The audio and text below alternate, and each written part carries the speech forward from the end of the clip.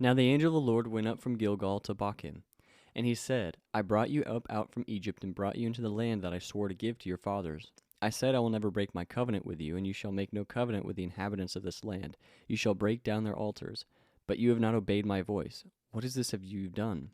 Now I say, I will not drive them out before you, but they shall become thorns in your sides, and their gods shall be a snare to you.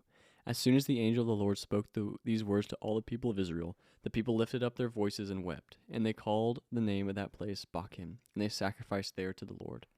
When Joshua dismissed the people of Israel went each to his inheritance to take possession of the land, and the people served the Lord all the days of Joshua. And all the days of the elders who outlived Joshua, who had seen all the great work that the Lord had done for Israel.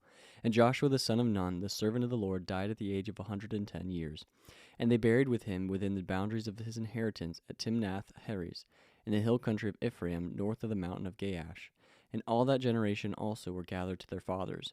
And there arose another generation after them who did not know the Lord or the work that he had done for Israel. And the people of Israel did what was evil in the sight of the Lord, and served the Baals. And they abandoned the Lord, the God of their fathers, who had brought them out of the land of Egypt. They went after other gods from among the gods of the peoples who were around them, and bowed down to them. And they provoked the Lord to anger.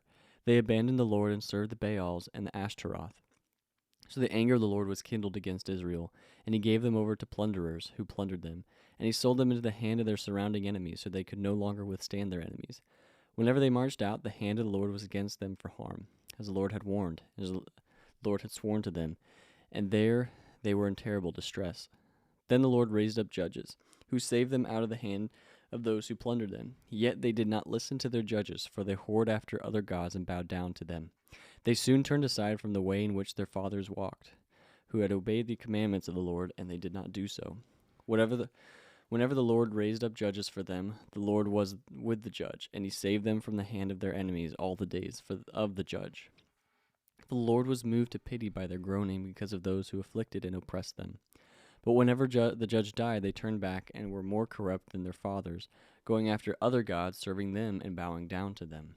They did not drop any of their practices or their stubborn ways. So the anger of the Lord was kindled against Israel, and he said, Because this people have transgressed my covenant, and I commanded their fathers, and have not obeyed my voice, I will no longer drive out before them any of the nations that Joshua left when he died, in order to test Israel by them, whether they will take care to walk in the way of the Lord as their fathers did, or not. So the Lord left those nations, not driving them out quickly, and he did not give them into the hand of Joshua.